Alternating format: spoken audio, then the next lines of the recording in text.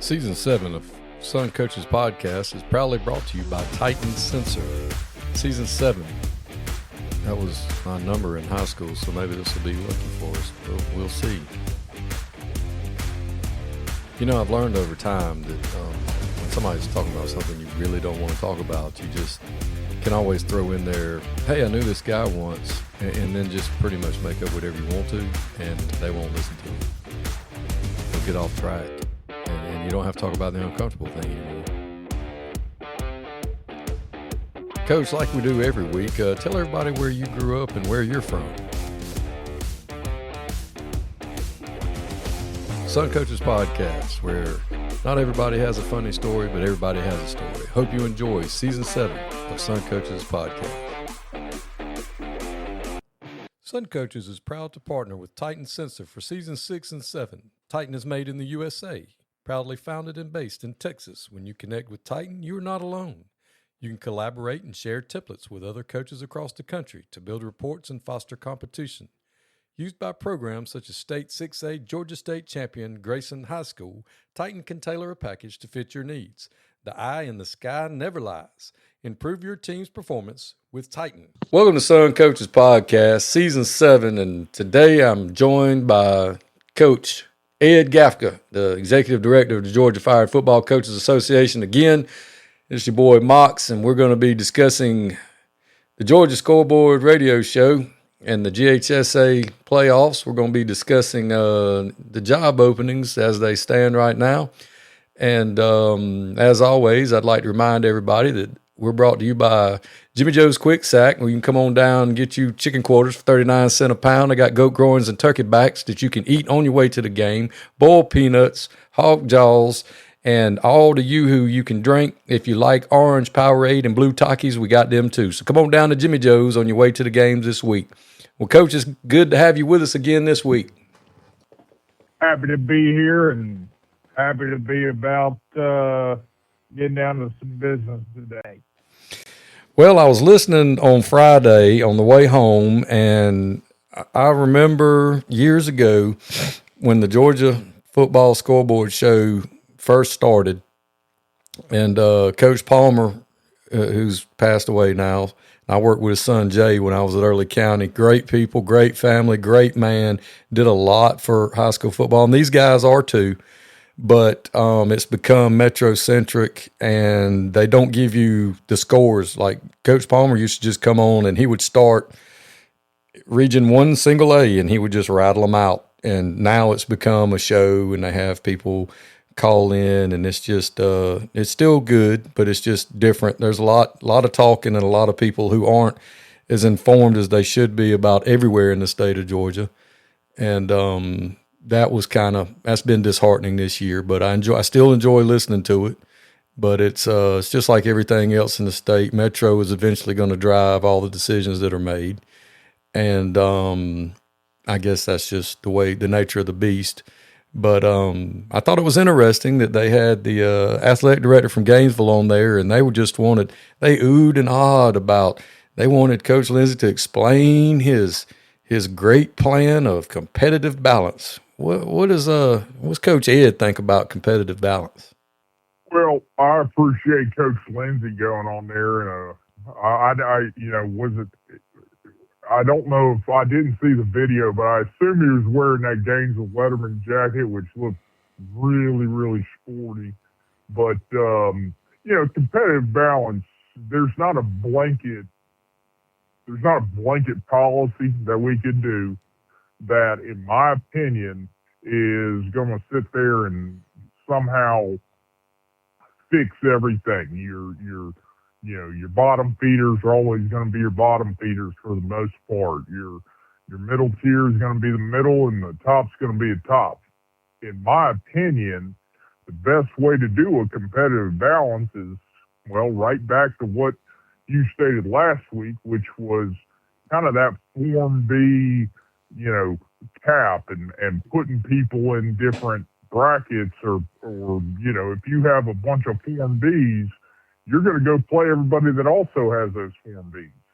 If you have this many or that many, doesn't matter how many kids you have in the school, how many kids you have in those Form Bs, and put them all together. The Form Bs can play themselves, and everybody else can kind of sit here and we can divvy up the regions how we need to. Private schools can play, in their own little areas, but yeah, competitive balance. You can act as if you're in the best interest of those, little teams, and you're looking out for the little guy. Nobody gives a shit about the little guy. Come on, like you're just posturing at this point. It's insulting to the little guy. So, in my opinion, again, let's take what everybody has an issue with, which is the Form Bs, and handle it. Everybody go and play the Form B championship. We'll do the Georgia high school football championships with, homegrown kids. It's not going to be the most exciting. It might not be as fast, but boy, it's going to be fundamentally sound. What do you think? Yeah, it's going to be fundamentally sound at times. Well, the thing that I found, interesting as a math guy is, I was told in a statistics class in college one time that liars figure and figures lie, and you can make numbers say whatever you want to, and you can slant them to your, whatever it is you're pushing and your opinion and everything like that. But the thing that really tickled me was, well, we're always going to get outvoted on this because the lower classifications, they're happy with what they have now, and they just have more people, and they're going to be able to outvote the competitive balance. Well, duh, because competitive balance doesn't really what's it do again for the little guy, for the smaller school. And I understand it. I understand the studies. I understand what's gone into it. I just don't think that's the answer. And as you said, I don't think there is any one answer, but people think I say it tongue in cheek when I talk about the Form B being the way to do it. But if you truly want something competitively balanced, is per the definition of those two words, that's, in my mind, that's the only way you can do it. It doesn't restrict anybody from moving. You can go wherever you want to. You can recruit. You can do whatever you need to do to build a roster. But you're going to be playing against other people that are doing the exact same thing you are. So that's pretty much my take on it. I just thought it was interesting that for 20 minutes I had to listen to that instead of get scores from around the state, which was the whole point of that show when it first started. Well, Coach, you know as well as I do that that's not really a scoreboard show for South Georgia. So, if you're looking for that, I think somebody there's I think a Chick-fil-A scoreboard, South Georgia Chick-fil-A scoreboard of some kind that they rotate those scores better than anybody. But yeah, I mean, I think if you wanted to figure out who won in Gwinnett and Fulton County, that's where you tune into that. They'll give you those scores pretty quick. But if you're outside 285, good luck. Well, we talked earlier off air about the PSR came out today at 5:00. They gave us our brackets, and we've got some pretty good matchups in the first round across the classifications that are using the power rankings. But we also have some, as you said last week, which should be an easy fix. We've got Dublin playing Washington County in round one, and they're in the same region. They just played a few weeks ago, and I believe you told me another bunch that's playing. Was it Elbert County and Oglethorpe? Yep, Elbert and Oglethorpe, which, hats off to Coach Holland over there at Oglethorpe. They have done such an incredible job, this year to get to the playoffs, and their reward is to play a team that they have already played. That is just such an easy fix. It's so easy to go in there and say, hey guys, maybe we should just move this team up to this rung and this team down. they're like 15 and 18 as well, so it's not that big of a jump. Just move them around. Give people a playoff experience. Going and playing the same team that you've already played, and I don't know if they're going back to the Granite Bowl or if they host them this year, but I mean, it's just absolutely asinine. And, you know, people have an issue with the GHSA and poke fun at the GHSA. You know, we're a guilty party of it. Now, you know, 100% hand up. But they could do themselves a favor, and this is an easy fix that could have been adjusted. And, you know, this is why people make fun of you. This is why people have an issue with you, because this doesn't really make sense, and it was such an easy fix. But, you know, whatever the PSR rankings say, I mean, you said you were going to release them at 4 o'clock. My God, it took another 30 minutes. So don't even put a time out there. Just say they'll be released in the afternoon. I don't know how hard it is. If they need a PR guy, call me. I'll be more than happy to help. Well, I talked to Coach Holmes before the game Friday, and we talked about lots of things. But when we started talking about the playoffs, he brought up a very good point. When you got 32 teams in, and they talk about 7 teams from that region going to make it, Dublin had played Jeff Davis as their scrimmage game. So that's 8 teams that you've played that are going to be in the tournament. So there's a quarter of the field in the tournament that you've already played. Therefore, the odds of you playing them again and playing them early on is pretty high. And sure enough, he got that draw. And the other thing he pointed out was that when you have that many come out of a region, and a region as big as this one is, the best you're going to do in region is 50-50, because half are going to win and half are going to lose. So everything revolves around, on the PSR, your one non-region game you get to schedule, and you've already got smoke in that region. Who are you going to pick up? I mean, he didn't say that. I'm saying that because he doesn't care, because they're going to be good and it doesn't matter. But, you know, when you're one of the little guys, you try to schedule somebody that you're at least going to be competitive with or have a chance to beat, because the region's so rough, and I just don't. I don't like the 2 seed getting all of the 2 seeds, because all regions are not created equal. And there's going to be 4 2 seeds out there that are probably going to get boat raced. And, it's just not, I don't know. I don't know what the answer is, but I know next year they're doing away with doing the 2 seeds being seeded after the ones.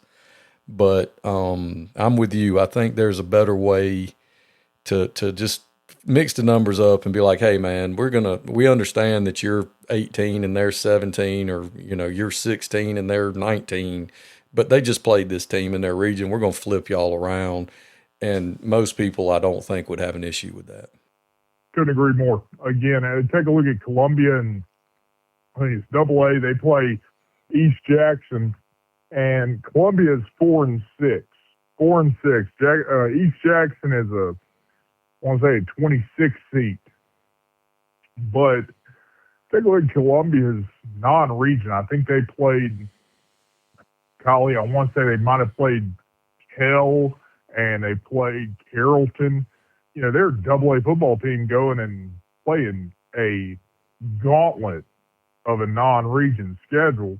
It obviously helped them in the region, because they went undefeated 4-0 in the region, and we're the region champs. And now they're they've got East Jackson coming to them. But again, it's not that they were penalized for doing it. It's just how many other AA teams would go through that schedule, and especially non-region wise, and live to tell about it.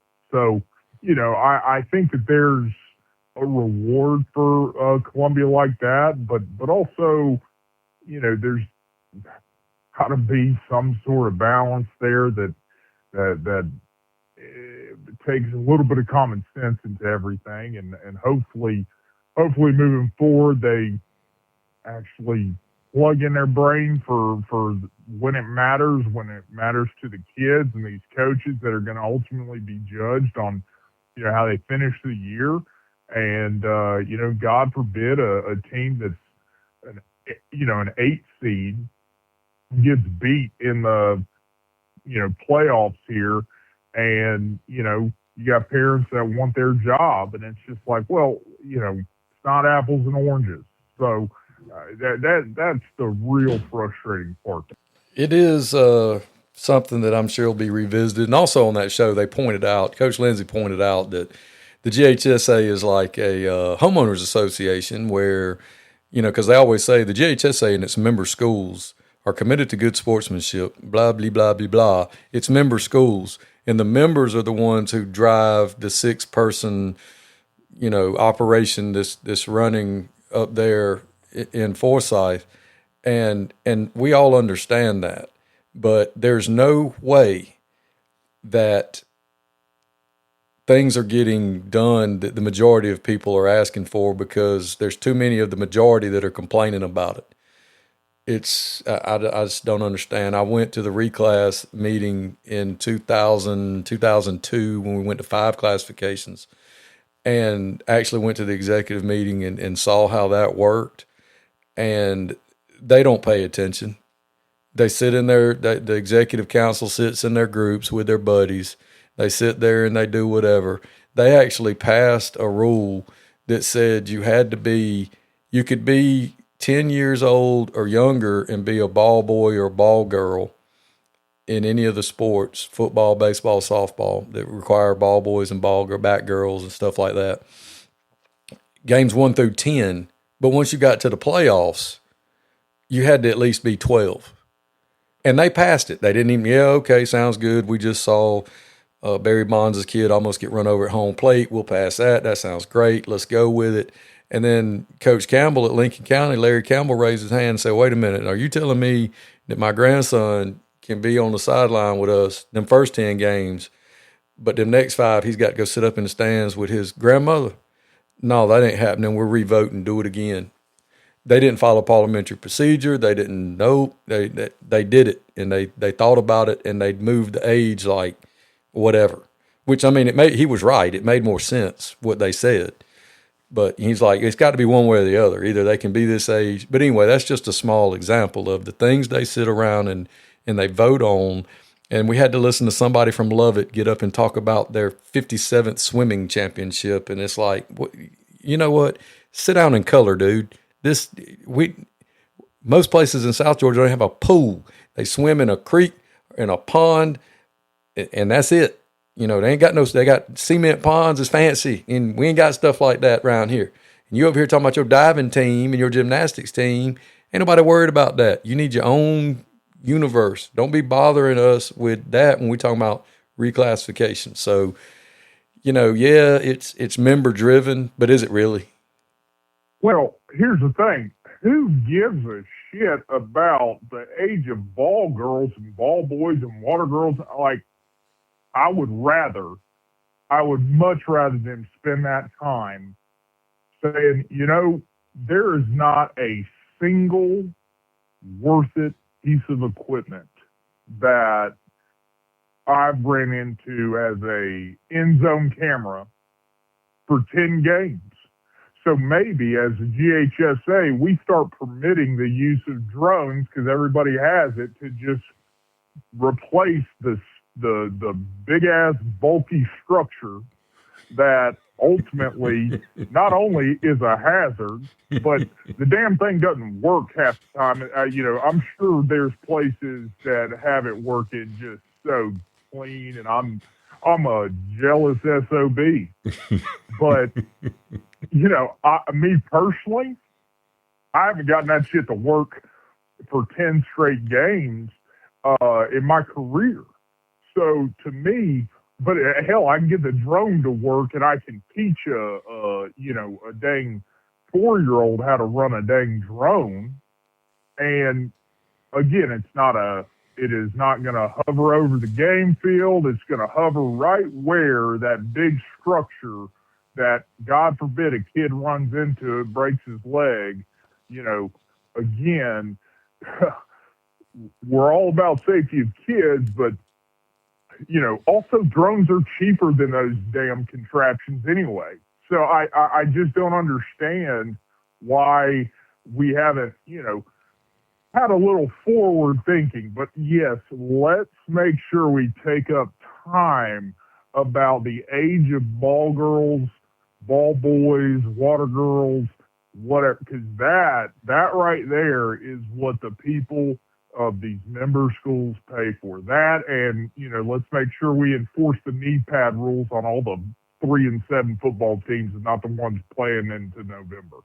Absolutely. I mean, it's just, I don't know. It's been interesting. It's been an interesting 30-year ride for me, and watching it. And if your organization would have existed years ago, I would have been a charter member. But as a fired football coach, and one who's going to be fired probably after next week when we go up to the mountains and take on Coach Gillespie's Raven County Tigers, I might be relieved before we get to halftime up there. But it's going to be a pretty venue, and I couldn't think of a better place to be fired from than while in the press box up at Raven County. That's going to be nice.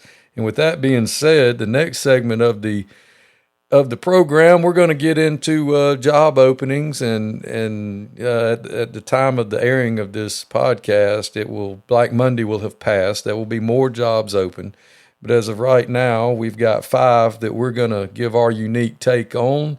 And this segment is brought to you by Bubba and Earl's Moving Company. Always remember, you are 2 men in a truck away from a better situation. When your administration decides to go in a hot, different direction, call Bubba and Earl. They'll be glad to load you up, get all your trophies and whatnots together in your office, and get you to the next place that you're going to be fired from. Don't forget, Bubba and Earl's Moving Company. So, job openings, what you got? Well, I want you to help some of these folks who weren't around for the George Varsity Sports event back in the day. And could you explain what Save Your Stamp is, and kind of what those jobs are, and really if any of these jobs that are currently open would kind of be one of those Save Your Stamp kind of jobs?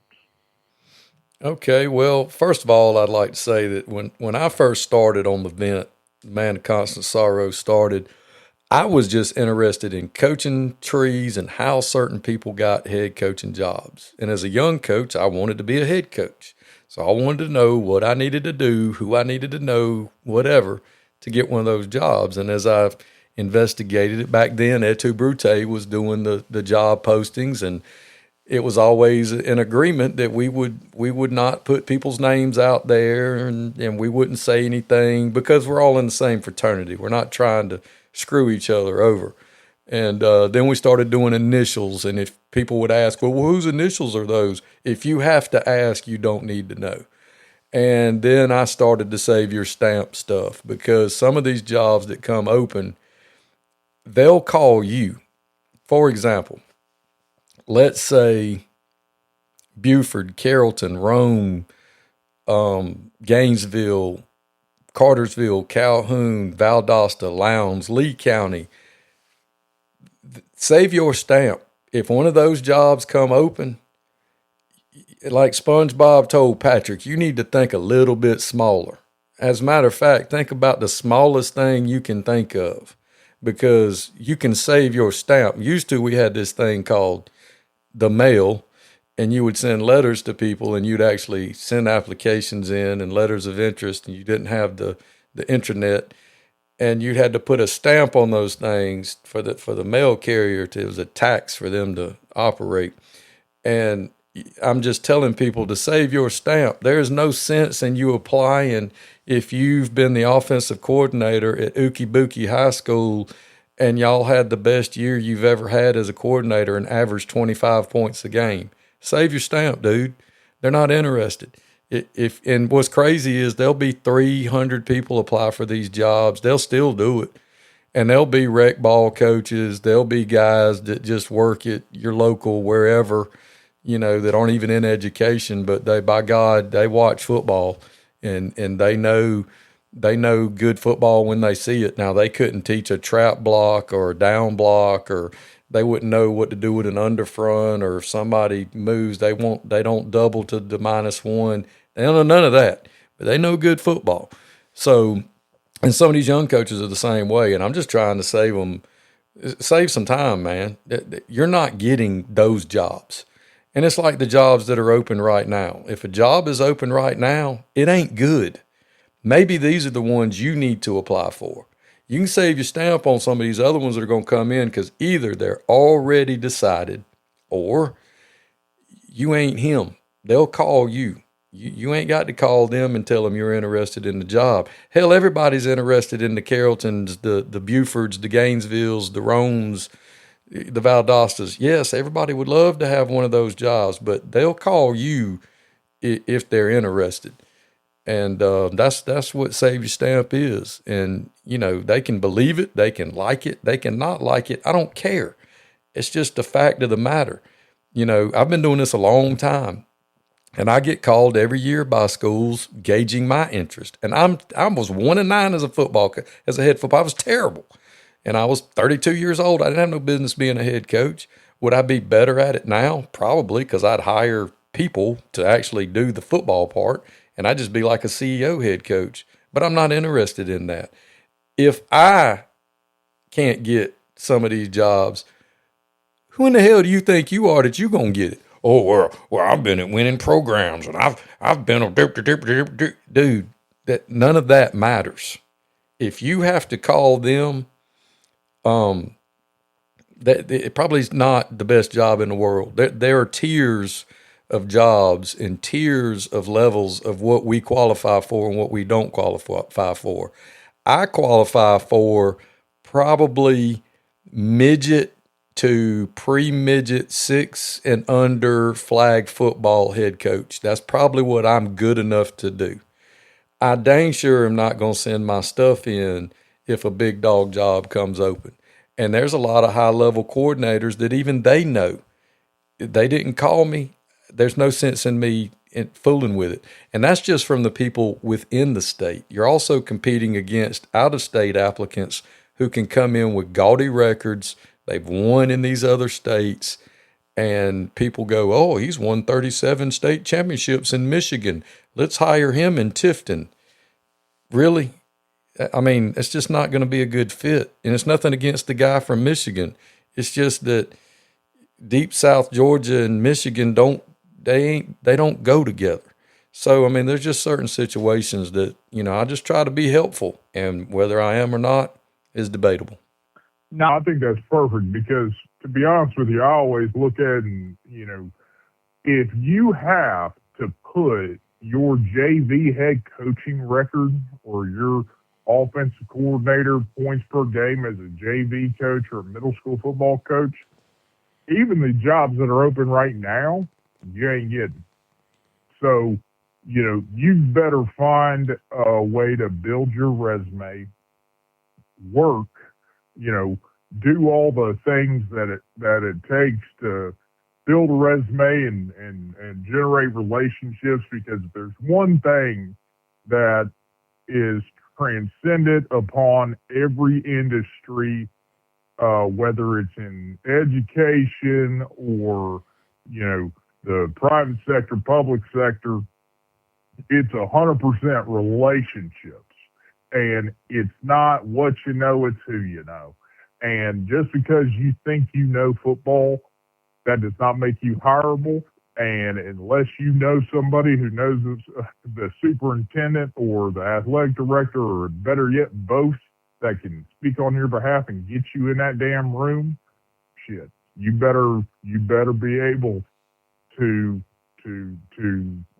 build a resume, because middle school offense coordinator, middle school head coach, and you won, 3 middle school championships in a row because you had a kid that hit puberty before everybody else and ran toss sweep every play. That, that doesn't move the needle for anybody, and especially not anybody that's open right now. Or you could know the governor, because apparently that's what you got to do to get the LSU job.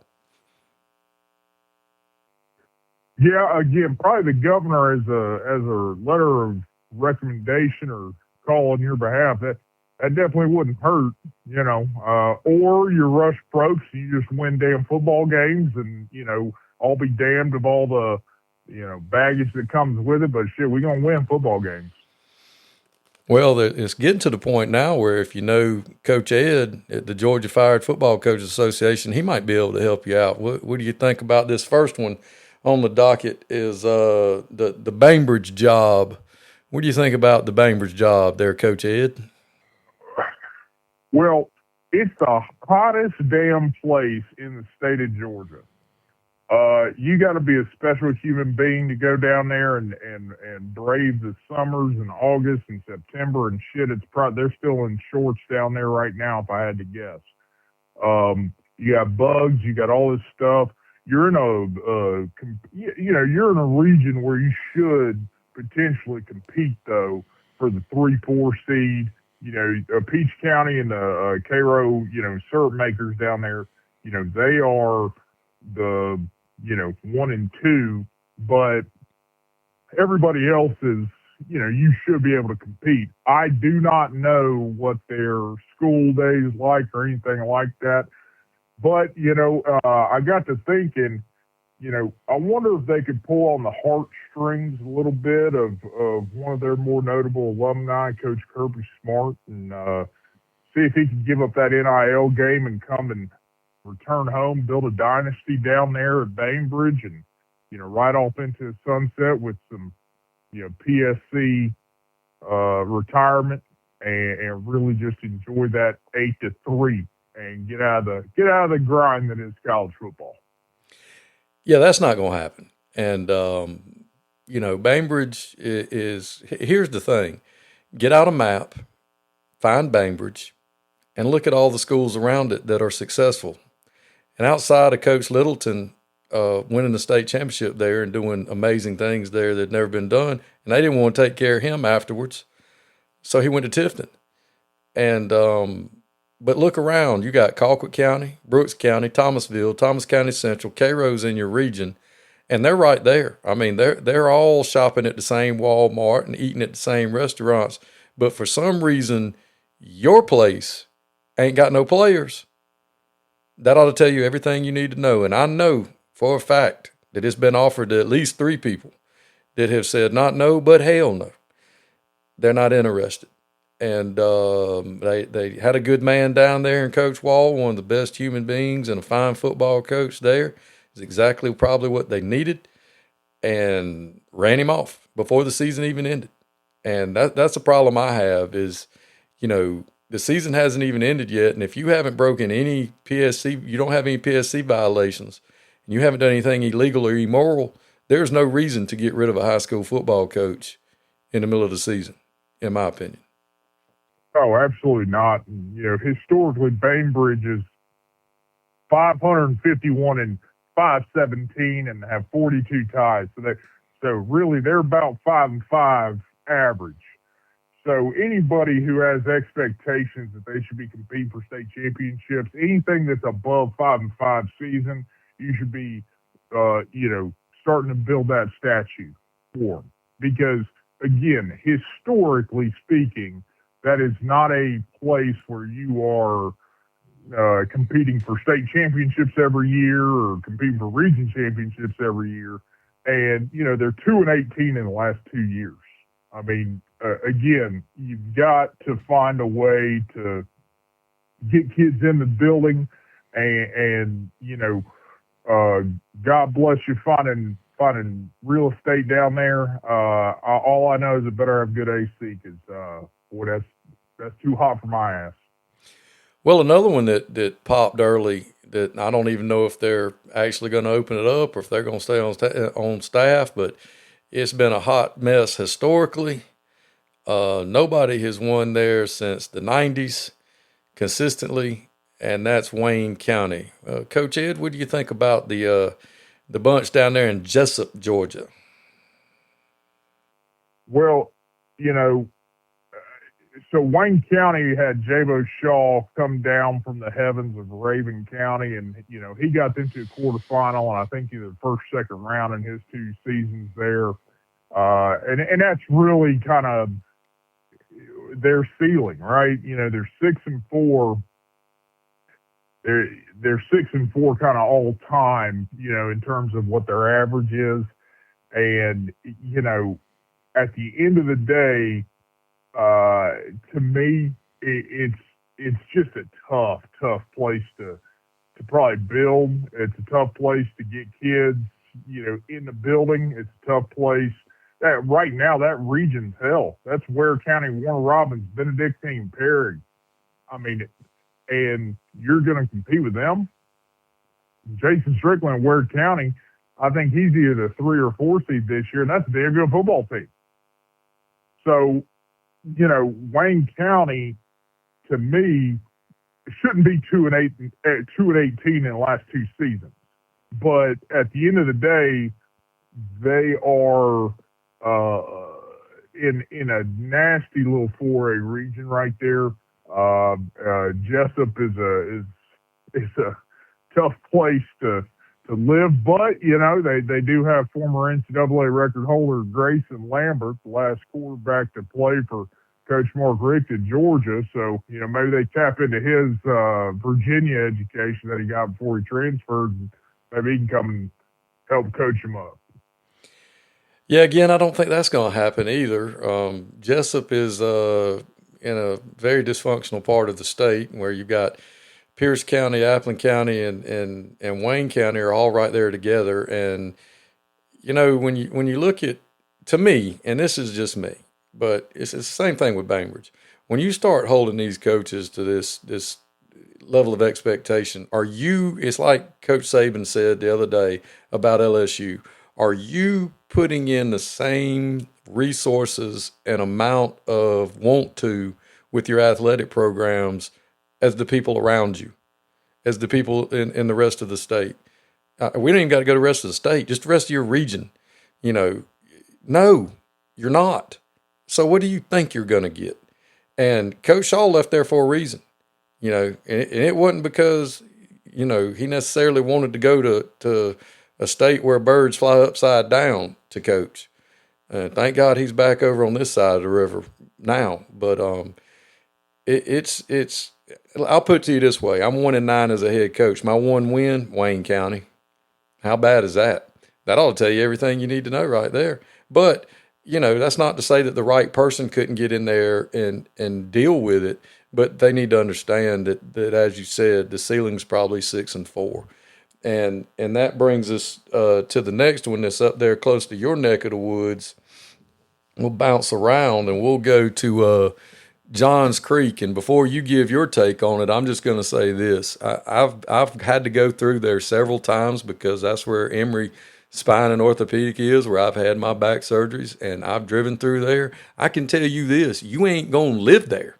You're going to drive in from somewhere else because you ain't living nowhere near that school on no coach's salary. That's just not going to happen. Now, if you want to win a math bowl, if you want to win smartest kids in the world bowl, that's fine. And I'm sure you're going to speak to the hot talent pipeline they got coming and how that works out in North Metro. But would love to hear your take on the Johns Creek opening.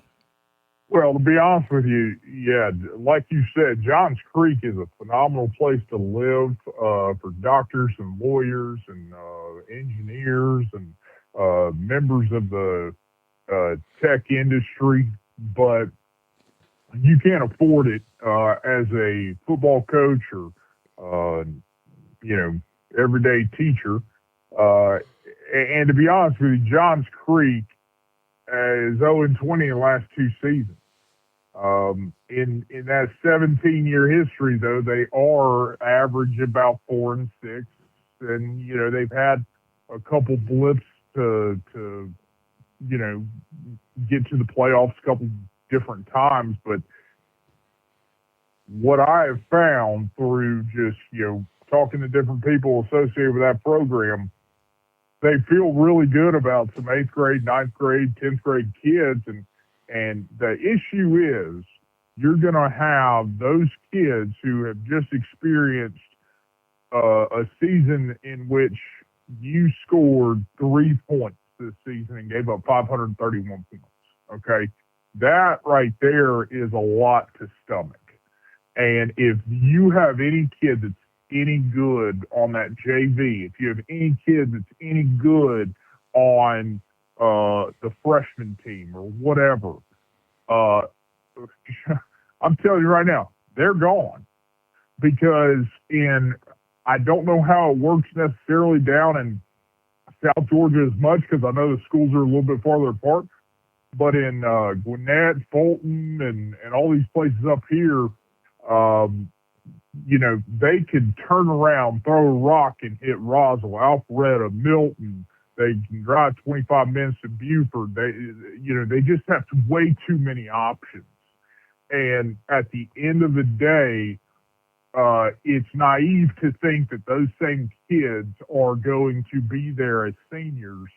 And now, what I will say and give credit to is everything I've heard about the administration, everything I've heard about the athletic director, is they want a guy that's going to be there and build it and give him everything he needs to build it. But saying that's one thing, and actually seeing that through and giving somebody more than 3 to 5 years is coming a thing of the past. So in my opinion, this is a great job for somebody who is maybe looking for that first head coaching job. Is super motivated, is realistic though, and not selling them a pipe dream in an interview where, hey guys, I think we can compete, for state titles and region titles. Not if you're in the same damn region with Milton, Gainesville, Roswell, and the region you're in now. You're playing for fourth damn place every year. Every year. And Lanier's a damn good football team. Second year, Coach Lottie's a good football team. I mean, Chattahoochee, they've got athletes more than you. And so, again, don't sell somebody, be transparent and honest with them about the expectations, set the expectations. And, as long as everybody stays on board and does what they're supposed to do and plays their part in it, then I think you have a chance of building something pretty successful and you making a nice full career out of it. You're never going to live in Johns Creek. You're never going to be in that tax bracket. But understand that you also aren't going to win state championships. You're also going to fight to keep your kids. So it's definitely one that good news is expectations are pretty low. You score one touchdown in your first year, build a statue. Well, the other thing you got to understand, too, is you're going to be in the bottom 1% of the most intelligent people on campus.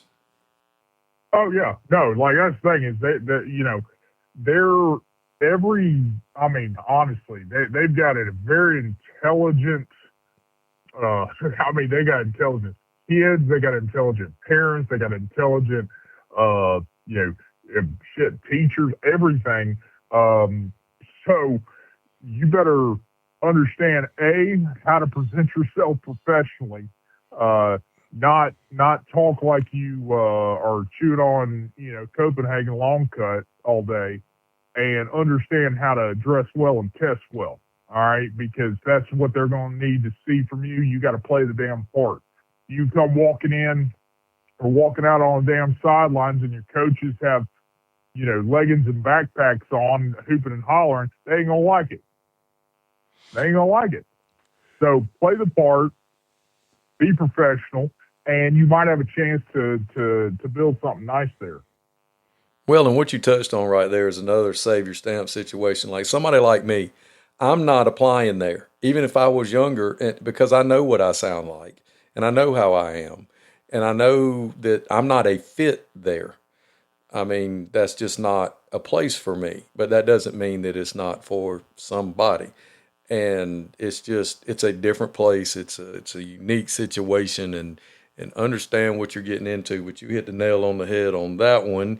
So we'll go back down south. We'll save my other one that we'll get into other things about, but we'll go down to Savannah, Chatham County for the Windsor Forest Canidgets and this job opening, and God bless you, whoever has been, will be, and continue to lead these young people in their football program. Well, and that's the thing is that, Windsor Forest historically 4-6, right?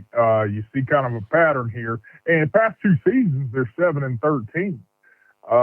So it's not like they're that far off of their median, but, I don't know what the expectations are there.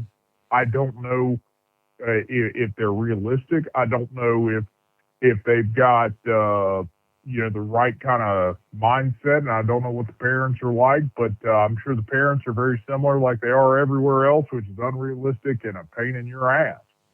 But the reality is, it's a job that, again, appears to me, just from the outside looking in, like you could be competitive. Now, are you going to be able to keep kids? Are you going to be able to build? Are you going to get every kid in the weight room in the same period? Are you going to be able to get them to understand that, hey, I know we got a teacher work day today, but it would really benefit us to get our kids out there earlier because, we don't have buses and their parents work or whatever it is. How is the administration going to help a coach, right? Not at the negative, and honestly, I don't want to get on diatribe here about admin and folks making it hard on coaches, but at the end of the day, we break our backs.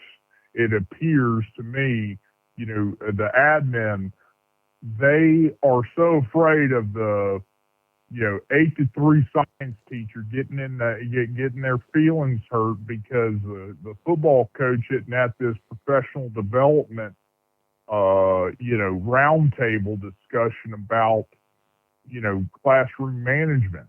Okay. Well, here's the thing.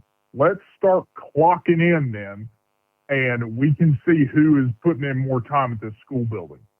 And who's still getting all their lesson plans done and doing all the other bullshit that science teacher does. But again, how willing are the admin, athletic director, are they going to stand beside you and be able to say, hey guys, they bust their ass. We're going to make it to where, they have everything they need to be successful. And when you aren't successful, and if you fail, again, there's nothing that admin can go home and not rest easy knowing that he didn't give you. He didn't give, if he or she is sitting there, going, well, I couldn't give them all the kids in the same weight room. I couldn't give them, this extra planning or whatever it may be.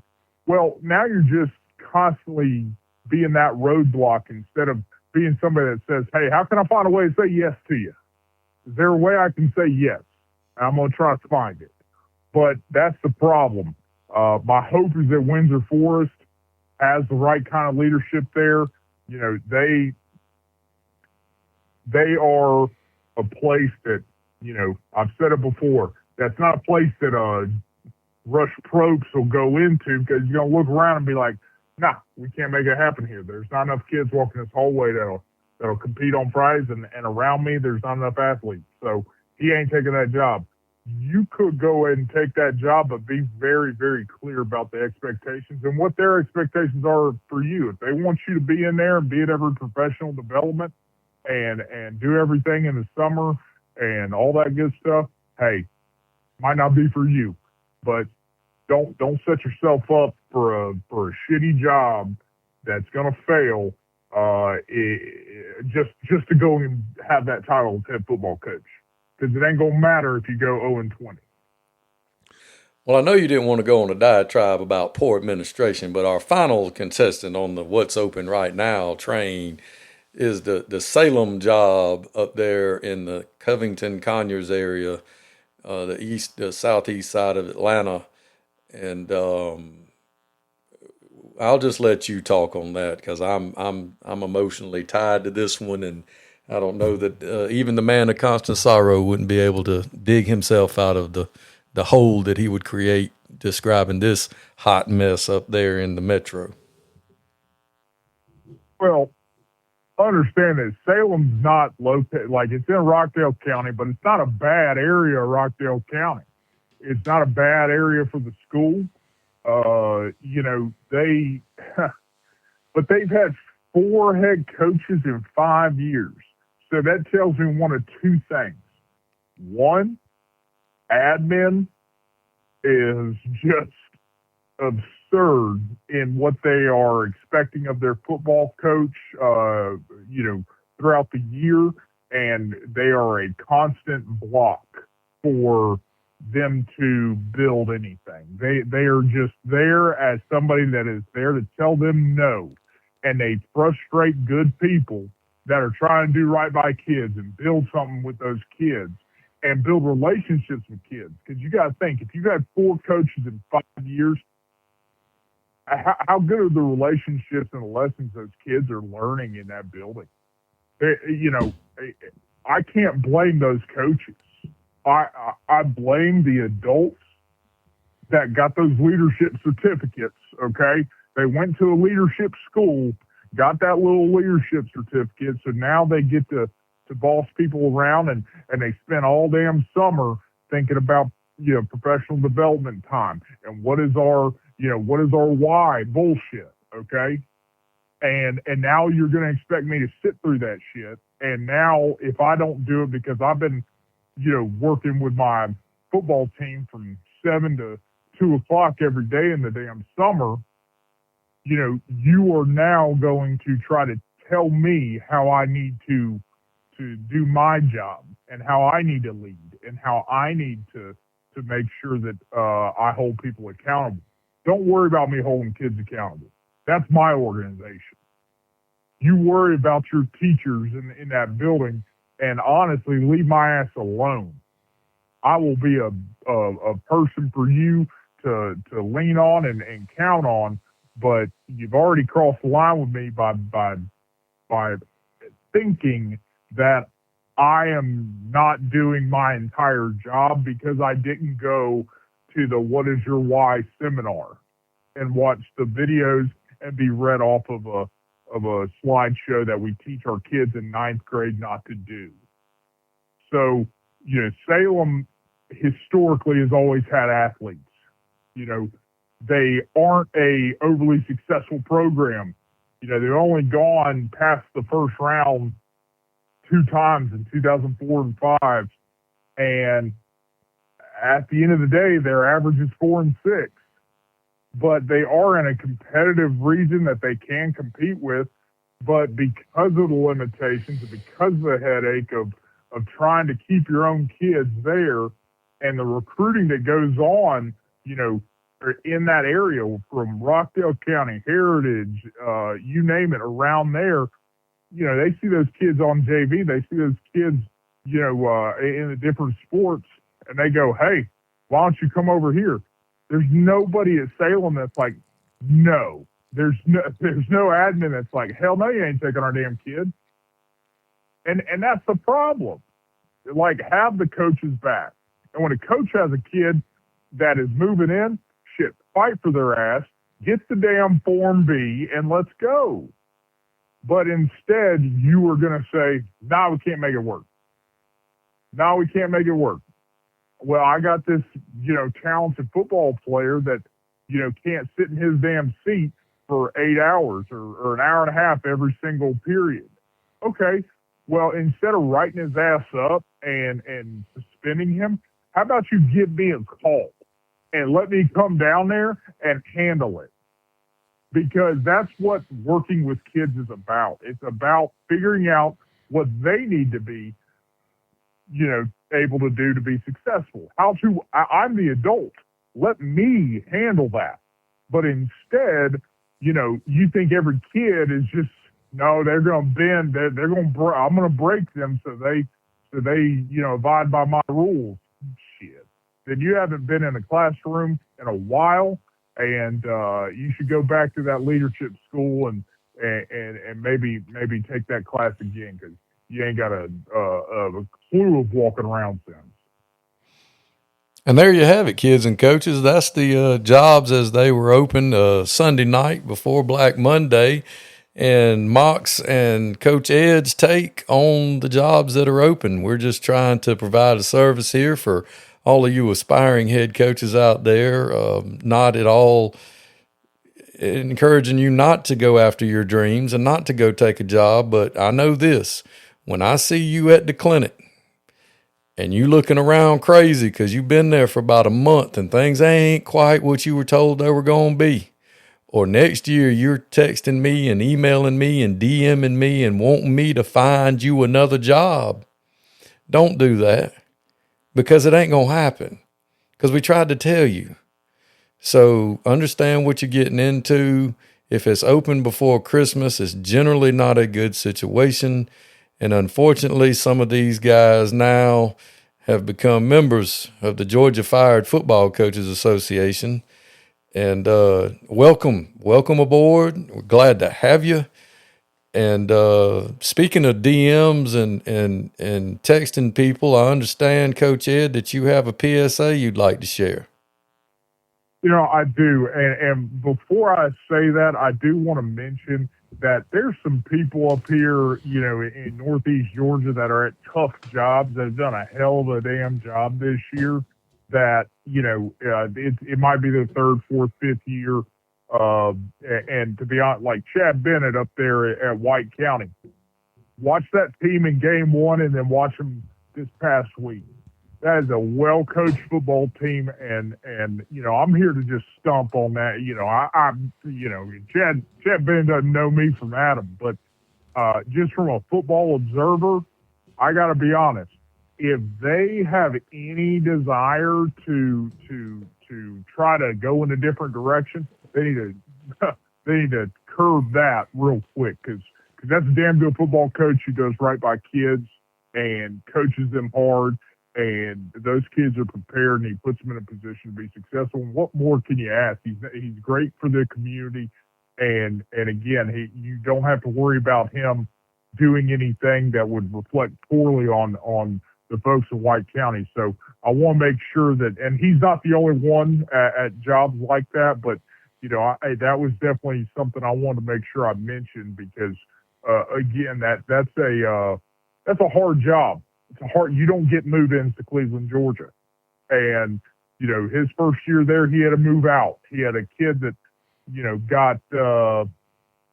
went up and left to Gainesville and went to Gaines, Vegas, and played for a state championship. So it's a tough place. But no, in terms of the PSA here, I got reached out to by a couple different people over the last couple of weeks, and they were showing me different instances where we had some coaches of, some notable programs that had been DMing or tagging, kids, 14, 18-year-old kids, 14 to 18, high school age kids, even that in some cases, 8th grade kids, trying to get them to transfer. And some of them are coaches, and some of them are parents, and some of them are just, again, they're adults. And I got to be honest with you. The only reason you would be, the only reason you would have to be DMing a 14 to 18-year-old, you're either a pedophile or you're cheating. So, which is it? I don't think that they're, some of these coaches are pedophiles, so it's got to be the other one. Now, both of them are wrong, and both of them need to be addressed. But if you ever find yourself DMing a 14 to 18-year-old, or God forbid a damn eighth grader, trying to get him in before, the GHSA gets involved, I mean, look in the damn mirror and understand that, what has my life come to where I'm trying to get an eighth grader. I'm trying to convince an eighth grader to transfer my school to better my football team. You should be ashamed of yourself, and you really should. Honestly, you should be in a different profession, because, like I said, you're either pedophile or you're cheating, and I hope to God you're not a pedophile. So that's all. I just wanted to make sure I hit on that. These are kids, and at the end of the day, if a kid is taken from one of these programs where he'd be a superstar and comes to your place and is a backup or a role player, that program he left is going to suffer, and that coach is going to end up being fired. And as much as I love people joining the JFFCA, I don't advocate for people to get fired. I don't want people to get fired, but I do want people to be professional, act right, and stop DMing kids. It's just wrong.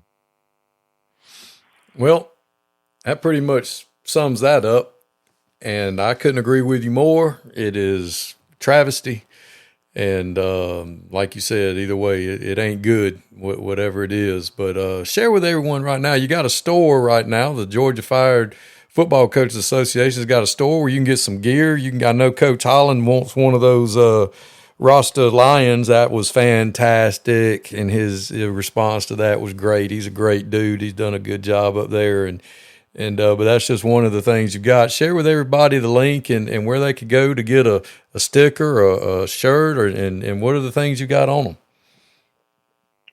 Yeah, no, we've had just a lot of surprising, support and people DMing different ideas and stuff. And, luckily I have the, remedial abilities to kind of put some stuff to paper and then put it on there. But, we have different number of shirts, whether it's Block Somebody, like, that's just a really solid representation of our of the ball knowers in the stands on Fridays.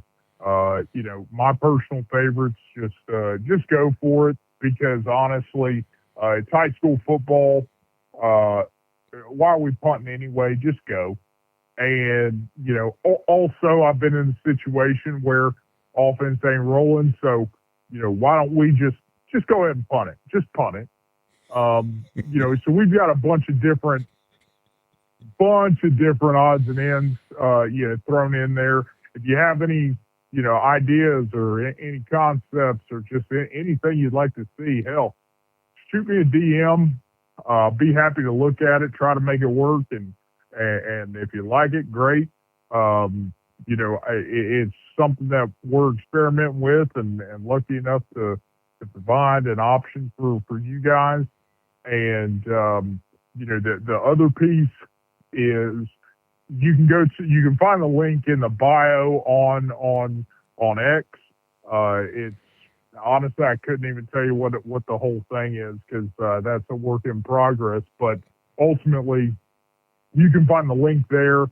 And honestly, if one of your design ideas or whatever get pushed out, I'm more than happy, get three of your buddies to purchase it, and I'll find a way to send you one for free. Also, shout out to Coach Ben Reeves at Milton for sending a swag package of Milton gear.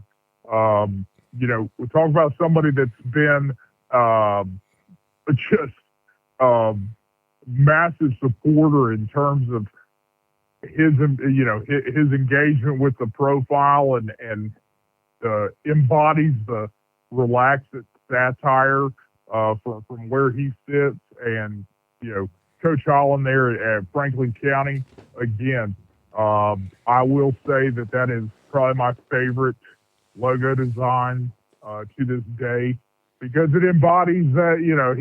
He is a damn good football coach. You can recognize him from anywhere.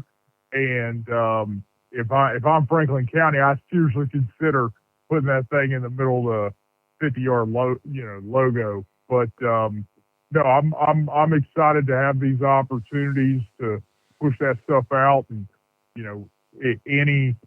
any help or any ideas y'all have, send them my way. Happy to help any way I can.